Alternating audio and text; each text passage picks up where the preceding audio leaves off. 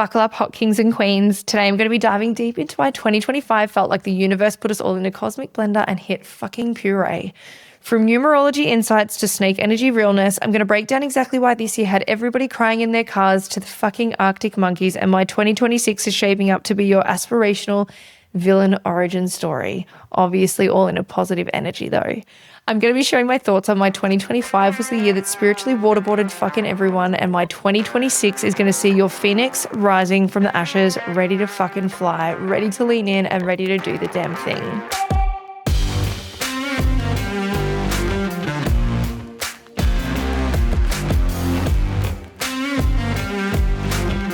This podcast is being recorded on Gubby land. We pay our respects to the traditional custodians of this land, our country, and elders past and present. I am Cait Muir, and thanks for tuning in to another episode of Tell Me About It podcast. And I'm going to tell you all about something a little bit different today, which is mixing a little bit of numerology, a little bit of astrology, essentially just talking to you guys about why 2025 was the year that emotionally waterboarded everybody, I think, and why it's iconic. If you've been paying attention this year, or honestly, even if you've been hiding in your little bubble like I sometimes do, I frequently do actually, you've probably noticed some patterns. A lot of businesses closing this year, like more than I've ever seen before. A lot of relationships seemed solid, suddenly ending. People quitting jobs, quitting projects, quitting situations that no longer fit.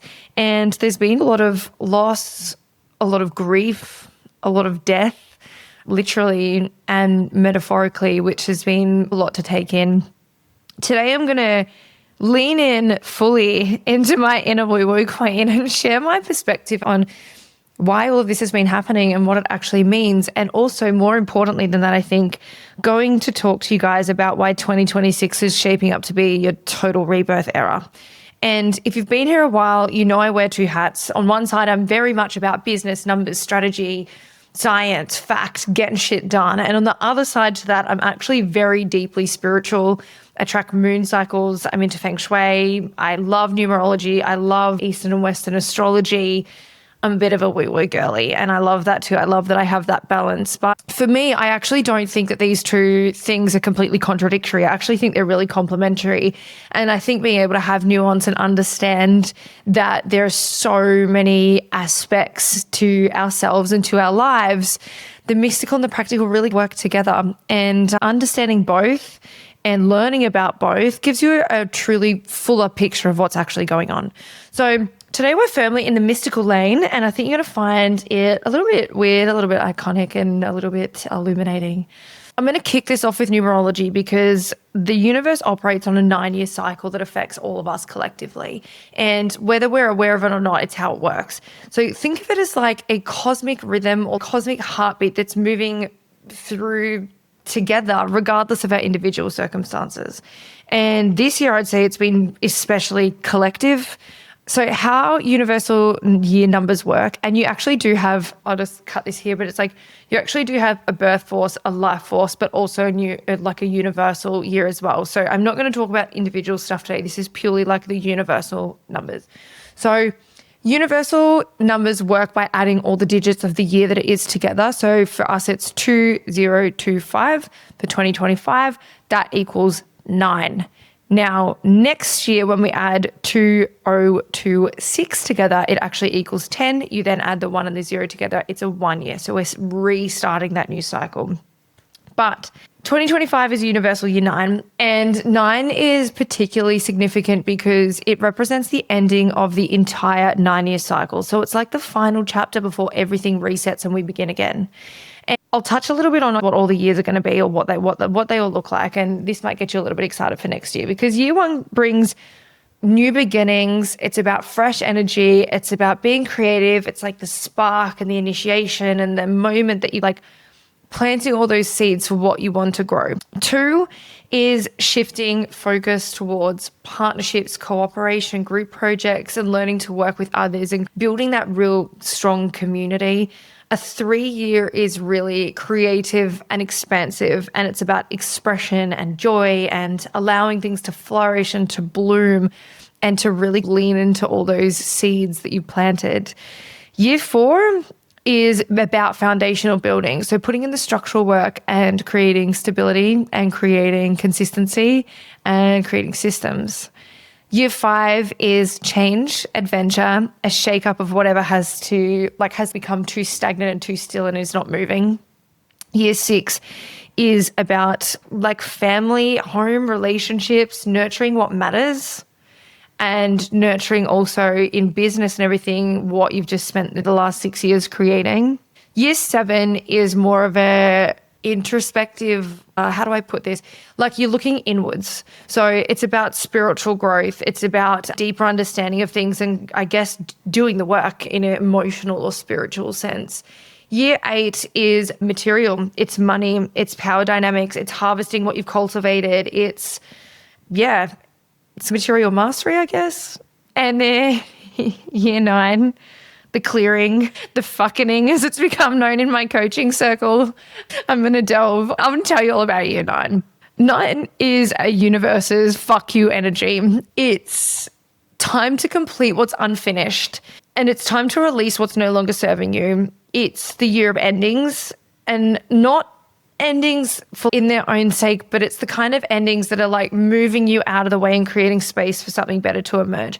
So it's emotional decluttering. It's instead of organizing your wardrobe, you're restructuring your business, sorting your life out, rethinking your entire existence, wanting to put this whole year in the bin pretty much. And the good thing about year 9s, I'm going to tell you lots of doom and gloom things too about year 9s because I hate year 9s, but 9 years are forcing you out of the situation that you're in and forcing you out of where you're at the moment. And it's fucked and it's shit and it's painful and it's all the things, but it gets us ready for a 1 year.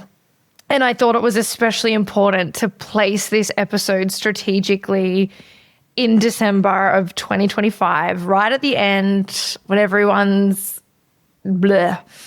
So the fun thing about 2025, and I've done this, I've taken a lot of my information today from a couple books I'm going to share with you guys, but 2025 is especially interesting because it's not only a universal 9 year, but it's also the year of the snake in Chinese astrology. And I love Chinese astrology. So we're experiencing like not a duality because it's the same thing, but not two opposing sides. We're experiencing like a double dose of like transformation energy, I guess you could call it. And that's not really a coincidence. If you look at a snake and how snakes actually shed their skin, is it a skin? Is it scales? I don't know what it is. We'll call it a skin. So they don't get to keep just some parts of their skin. So if they're like really pretty, a lot of snakes are actually very beautiful and they don't just get to keep parts of it that they like and parts of it they don't like. They have to shed the whole thing. So they have to get rid of, like it's all or nothing. They've got to get rid of that old skin and then that allows the new one to emerge. And unless that entire skin is gone, that the new skin and the new snake can't emerge. And that's precisely what this year has been demanding of us. 1, being a 9 year, get rid of the old energy. 2, being a snake year. Yeah, it's been a crazy one, I think. And the snake energy is pushing everybody to release like the old shit that we're holding on to, the outdated versions of ourselves and the comfortable parts, the familiar parts, what do you call it? I've just lost my words. Like the complacent parts of ourselves. And we all get like that. We get comfortable and we get complacent and we get whatever. We just get stuck. We do nothing. So a snake energy is basically making us get rid of the parts even that we don't really want to get part of and then we're not really ready to let go of. It forces us to. So this combination of a universal 9 and also a snake year has manifested in some very specific ways. And like you may be, for lack of a better term, a victim of this. We're never victims of anything. I just couldn't think of the right terminology here. I just remember it's not happening to you. It's happening for you. It's forcing you because you need to move. You need to be unstuck. You need to get out of the way of yourself. And look, a lot of relationships have been ending or going through, I guess, like a radical transformation. And not just romantic ones either, like friendships, family dynamics, business partnerships. People have just been experiencing major career pivots and shifts in how they see themselves. A lot of you might even be toying with the idea of having a career change, changing businesses, doing something completely different. And that's so fucking cool and so normal for a 9 year. Also, old traumas and old things that we've buried or haven't faced have been surfacing, and they're doing that because they want to be addressed and they want to be healed. And until you address and heal those things, those patterns that have been running in the backgrounds for years, sometimes decades, they become impossible to ignore, and you have to work through them and you have to let go of them, and you have to do it before 1 year. You've got to let go of that shit. So many people have also been described as being in kind of duality with themselves, which is no longer being who they are, but also not quite being who they're becoming, and being somewhere stuck in the middle of this like little push-pull scenario. And the snake year has functioned like having a brutally honest mentor in your life. I get to do that every day, which is a blessing. But a snake year makes us face our shit. And it's like lovingly but firmly points out all the flaws in what we're doing. And it's been uncomfortable. It's been pretty fucking painful for a lot of people. But it's also been really, truly necessary for growth, deep cellular level change, deep growth, and deep releasing. I think the biggest thing too has been ancestral wounds, inherited beliefs, programming, even these things that you absorbed before you knew and understood language. This kind of clearing doesn't happen gently. You actually have to be shoved. You have to be forced off the plane. And I think this year has done it for a lot of us. And it takes a whole year of sustained pressure to be able to make a lot of us actually do that and to make that big leap and to make that big jump. 2025 overall was not meant to be your glow up year. It was your clearing out year. And it's exactly what needed to happen before anything new could take root. So this year has felt, I definitely have felt this, like a bit of a demolition of things. How do I put this? It's like we're renovating a house. My husband and I have just finished an apartment renovation in March this year before we moved into a house that we actually built. And when you do a renovation, you have to actually tear down all the old walls and strip everything right back before you can build new ones. You can't just plaster over old plaster. You can't just paint over things. You can, but it's not really a renovation. It's just a Band-Aid. You have to pull everything right back to the studs and right back to the bearings and right back to the bones before you can create something that's structurally sound and before you can create something that actually lasts the distance. And that's been everyone's internal landscape this year. It's been reflecting in everybody. I think that the funny thing with that too is it's been remarkably consistent, like across the whole country, probably across the world, shedding old identities of things that no longer fit who we're growing into, and ending soul contracts that really and truly have run their course. These are some of the karmic agreements we made before we knew what we were signing up for. Releasing patterns that have been on repeat for far too long, clearing emotional baggage, and just dropping everything that is no longer serving us. And it's been really hard. I think it's just been not even just individual people this year. Like you can usually track where your life is at in terms of your numerology without even really working it out, just by the patterns that have been going on. So obviously we're all born on different years. We're not all going to be in the same year cycle, but universally we are. And this year especially, I just feel has been fucking strong. It's like we've been moving through this as a whole human species, as a global community. And I've found that like the same purge has really been happening in like homes, in workplaces, in relationships around the world. There's something really cool and really profound about that level of like total synchronization. And these are all cycles that began around 2016 and 2017, and they're now complete. That entire chapter, that whole part, everything that started then that grew from those seeds, everything that was set in motions in that time in a year one was closing. The universe has essentially said, you can't bring this old baggage forward because it's going to bog you down and it's going to weigh you down and it's just going to not allow you to move forward. So we're going to force you to release it, whether you're ready or not. And it's been fucked up and it's been necessary and it's been intense. And yeah, it's just needed to happen. So I hope that everybody listening in right now feels like they've been forced to move, forced to unroot themselves and forced to fucking move. We're not trees. We're not stuck in the ground. We've been made to move, and it's been a really good thing. Another reason I wanted to place this pod episode here in December is because if you're feeling a little extra, in quotations, something at the moment, I just want to assure you it's not just you're not crazy, first of all. Second of all, it's not just Christmas, silly season energy. It's actually because we have 5 planets in retrograde at the moment, or are retrograde at the moment, not in retrograde, sorry, wrong terminology there. And I wrote this part down so that I don't fuck up the dates, because I do that. My brain orbits into another dimension and I lose track of where I'm at. But we have 5 planets in retrograde at the moment. Mercury went retrograde in November, and Mercury, if you don't know, is about your communication, technology, travel. This is why every time Mercury's retrograde, our computers stop working, we have blackouts, we have texts not working and things not going through and emails not sending and all this fucked up bullshit. That is how Mercury retrograde always shows up for me. And when it retrogrades in Sagittarius is all about truth, philosophy, big picture thinking, and it's about honesty and being able to face your truths and things like that. So you might even find yourself blurting out things you didn't even realize you were holding on to. The thing that you may be avoiding is finally coming out.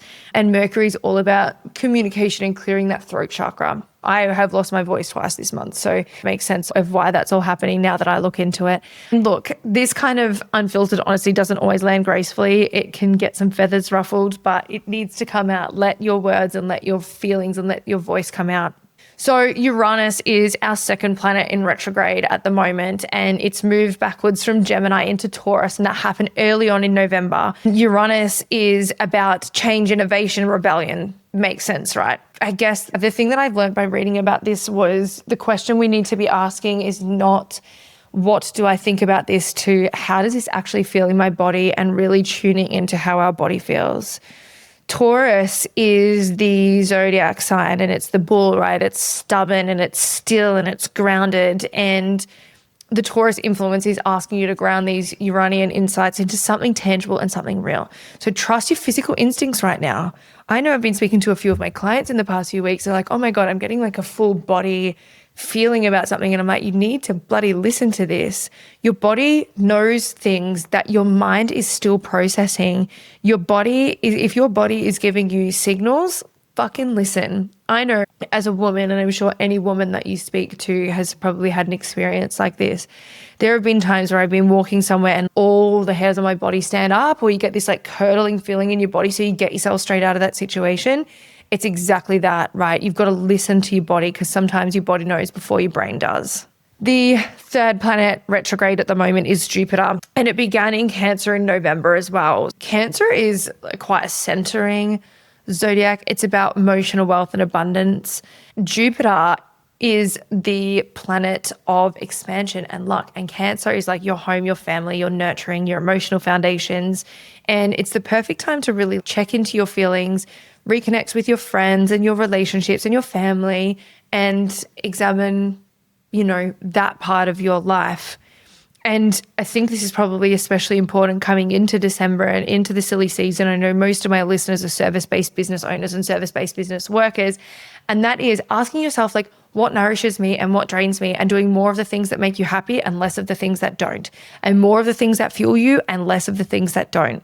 We don't do this enough. We don't check in enough. And even moving back into when we were just talking about Uranus being retrograde, checking in with our bodies as well as our minds, as well as our spiritual self. The delightful quirk of Jupiter in retrograde is luck and abundance often arrive from past efforts rather than new ones. So you might actually even find coming into this time that you'll have some money that you've forgotten about, or you'll receive a refund that you gave up on, or even some of your older projects will actually start to bear fruit and to show up for you and to deliver, which is fucking cool. Saturn has been retrograde in Pisces since July. So it's been moving for a long time. And actually, I think by the time this episode goes to air, it's pretty much going to station. And Saturn has been testing how seriously we take our dreams and how seriously we take our ideals. It's in Pisces, and Pisces is imagination, creativity, spiritual connection. It's a bit of the parkour of emotions if you're a Gemini king or queen. But Saturn is about structure, discipline, and concrete reality. So your Gemini is like your dreamer, and your Saturn is like your doer. And the lesson with this is dreams without systems are just fantasies, and faith without follow through is just lip service. And I speak about this frequently. You'll hear me talk about it all the time, especially if you're one of my clients. And that is that, like, You can sit there and manifest a fucking Lamborghini all day, but if you don't go and do anything about it, it's never going to happen for you. So you can dream, you can have the ambition, you can have the, the will and the want and the manifest and the power and call it in and lean into it and whatever, but you got to actually do something about it. You have to do the action steps. This retrograde, Saturn has been really asking whether you're willing to fucking get down and do the actual work required to manifest what it is that you want. And look, Neptune is our 5th planet retrograde at the moment, and it's in Pisces. And again, this influence has been dissolving illusions, revealing we've confused fantasy or genuine faith. And where we've been fooling ourselves, like, what have we been romanticizing that hasn't been real? And what doesn't deserve our rose-colored glasses? You guys know that I'm like a romantic in most aspects of my life. I'm romantic in every way other than my marriage. I'm not a very romantic person, but I'm romantic in the way that I love to like romanticize like time with the people that I love, and I love to enjoy and indulge and make a good time out of everything. And this planet in retrograde, Neptune, has really made me recognize what's worth not pouring anything else into. What am I romanticizing that isn't real? And when Neptune goes direct in the next few weeks, we'll be ready to rebuild our dreams with clearer vision and healthier boundaries, because it's all about boundaries, sister. Just wanted to share that for December. I just decided to add that little section in last minute, but I thought we always talk about Mercury being retrograde, and not a lot of us actually understand what that means. And it depends where it moves around through the zodiac as to what can actually come up. But there's 5 planets retrograde at the moment, which is why we're all feeling super fucked up. 2026 is the year of new beginnings. It is I don't even want to word it as the comeback era, which is what I wrote down here, but I want to word it as it's like just a new beginning. It's not coming back. It's starting again. And it's the part I've been looking forward to sharing with you guys today, because I think there's been a bit of doom and gloom in here. But 2026 is both a universal 1 year and also the year of the horse in our Eastern or Chinese zodiac, in our Chinese astrology. And if 2025 was about clearing the path and bulldozing and getting everything out of the way and getting us ready and creating empty space, 2026 is about moving forward with the space, the momentum, the purpose, the power, the gusto, the balls, the fucking everything. And universal 1 years carry specific energy. So first of all, it's like the fresh starts after the completion of the previous cycle.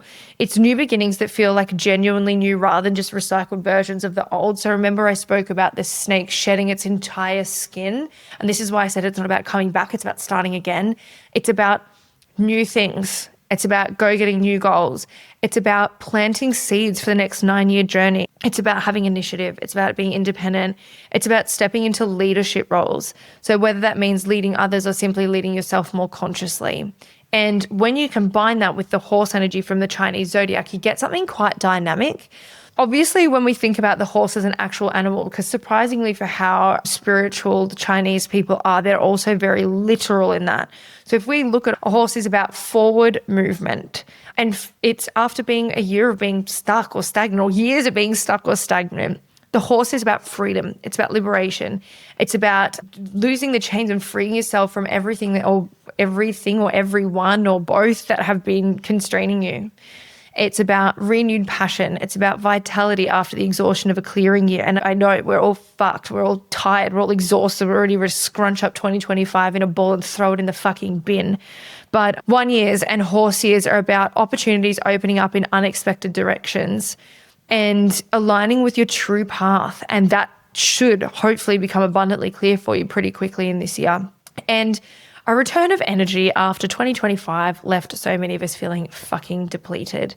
2025 cleared the land, tore down the structures and prepared the foundations. And 2026 is where you actually get to build something new on the cleared ground. So horses are always about momentum. They're about movement and they're about moving forward. No more limbo, no more indecisiveness, no more waiting for permission, no more fucking over processing and just thinking but not doing. Horses are about doing. It's forward. It's always forward orientated energy that supports like your bold moves and your new ventures and actually putting plans into motion So all of that space that you've just created by fucking battling your way through 2025, it's not going to stay empty. It's going to be filled with things that actually align with who you're becoming rather than who you've been this whole time. And we're talking about real opportunities that fit your current values, authentic connections, just everything. The biggest thing with that, though, is you have to fucking take the leap and you have to do something with it. No more sitting still. No more crying about being poor. No more poor little me, pity party, victim mode. Ugh. Nothing like that. It's about fucking leaning in. And something magical for those of you born in horse years. And yes, this includes me. So I love horse years. I'm a go person most of the time. I'm actually a 1990 metal horse baby, which means 2026 is my zodiac year returning, and it's a pretty significant cosmic event. So for any of you born in 1990, you were born as a metal horse. And if your other horse years are 1978, 1966, 2002, 2014, and also 2026, you guys are also year of the horse, which is really cool. So it's about your zodiac animal making its return. So when your animal year comes around every 12 years in Chinese astrology, it's considered extremely pivotal. So a year that brings both heightened challenges and massive opportunities for growth. So it's like getting like a spotlight moment. And it's a year where your inherent nature is especially activated and especially supported, and your angels are right there pushing you. So for metal horses specifically, my 1990 babies, looking at you, we carry a pretty unique combination of traits. We have the horse's natural enthusiasm. We're freedom-loving, spirited people. We need to be moving all the fucking time. And combined with a metal determination, intensity, cutting precision, we're the ones who really gallop towards our goals with laser focus. And we cannot ever compromise on our independence while doing so. Metal adds like a sharpness into the horse's fire. So we don't just run, we run with purpose and we run with intensity. Horse energy in general is naturally like fairly fucking energetic, pretty animated. We genuinely don't know how to do things halfway. We're like the all-in people. We're optimistic, we're enthusiastic, and even when circumstances are challenging, we're pretty fiercely freedom-loving and independent to our core, constantly always in some form of motion. And also we're natural leaders who inspire others to get moving alongside us. So you'll find a lot of leaders, business owners, CEOs, etc. are actually horses. The year of the horse, once again, you can be in different zodiacs and affects everyone differently, and you can be in different neurological years and those sorts of things. And that doesn't have to be how you were born. So when 2026 arrives as the year of the horse, everyone, not just those born as horse years, gets to tap into the horse energy, which is pretty fucking amazing. And it's like the whole world gets to borrow our like superpowers for 12 whole months after the slow, introspective, shedding energy, horrible energy of a snake year. The horse gallops completely differently. It's a whole new vibe, a whole new energy. We've had enough of the processing. We've had enough of the preparing. We've had enough of the letting go. It's the let's get shit done era. And I think we all fucking need that, don't we? So for those of us who are horses by birth, 2026 is our time to lead, more so than we already do because we're already natural born leaders. We're naturally wired for doing this. We're naturally wired for the kind of forward momentum that everyone will be craving. And while others are learning to embrace and embody horse energy, we'll be in a fucking element, finally feeling like the world is operating at our natural pace after what probably felt like a painfully slow snake year. Slow, long, dark, dingy, painful, awful. Horse years are the universe's way of saying enough reflection, enough prep, let's go. After everything 2025 put us through, I think we're all going to be pretty much ready to gallop. So before I finish this off and before I finish off my final notes for today, I do want to share a couple of books with you guys that I love for this stuff. I know some of you are probably eye-rolling the whole way through this thinking, what a load of shit, I don't want to listen to her talk about this. And she's not an astrologer and she's not a numerologist and whatever bullshit. Don't care. If you're watching on YouTube, you'll be able to see these on the videos. But if you are listening in, I'm going to post them in the show notes. So the first book I love is Chinese Astrology by Shelley Wu. It's exploring the Eastern Zodiac. So it's not a super long read. It's quite small. I really love this one. I just like how it's written. It speaks to me. She also has ones about Chinese sexual astrology and those sorts of things, which is quite cool if that's something that you're into. This one is a bit more of a beefcake. She's a big chunky girl, this book. This is the New Astrology. So this is what we're talking about, like the metal and the horse together. And this is by Suzanne White. It's really fucking cool. It's got heaps of really individual things, and you can learn lots about your partner, about yourself, about your kids, about your people that you work with. Very cool book here. It's massive, but yeah, the New Astrology, really good one. Most of all, this is my favorite numerology book of all time. It is extremely hard to get your hands on. She doesn't publish it anymore. It's Titania's Book of Numerology, and it's called Zillions with a Z. You can still get it on Amazon and a few other things, but you'll be paying through the nose for it. But I bloody love it. So this one's my favorite numerology one as well. Anyway, that's where I've used a lot of my references from today. I always like to do good research things, especially when it's topics that I'm not a specialist or an expert on anyway. But look, it's time to bring all this shit together. 2025 hit us with the universal 9+ snake, basically the double dose of like we actually spoke about. And you can't step into a 1 year without shedding all the 9 year stuff. So the two realities are mutually exclusive.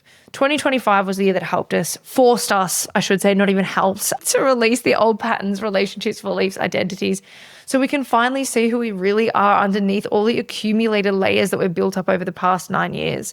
And 2026, beautifully and excitingly, is carrying a year 1+ total horse energy, total baddie, total forward moving, a total step into my power, ready to launch new chapter, new era, and not the life that we were settling for because it was easier, not the life others expected of you, not the life that made sense 5 years ago but doesn't anymore, the life that actually aligns with your authentic self, the self you've been uncovering through all of this clearing work.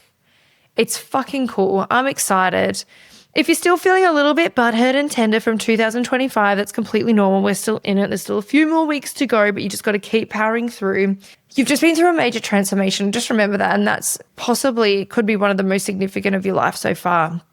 And you're exactly where you need to be. And we need to trust that too, right? Even if it doesn't feel like a triumphant place right now and it feels a little bit sore and a little bit tiring and a little bit whatever, you've done the fucking work this year. Whether it was conscious and you lent into it and you were actively shedding, or whether it was one of those things where you just had to, the effort you put in was showing up and getting through and just accepting, that's also doing the work. And letting go of everything that's beneath the surface has prepared you for what's coming. The old chapter is ending, and that's absolutely not a tragedy. It's making room for the next one. The new chapter is about to begin, and if you're ready for it, even if you don't feel ready yet, I think readiness isn't always a feeling. Sometimes it's just a fact. 2026 is just bringing new beginnings as a general concept. It's bringing a specific new beginning tailored to the space that you have created this year. Trust the process, trust the timing, trust yourself, trust your body, trust your mind, and just get ready to move forward with the clarity and openness that you've created through everything that you've released this year.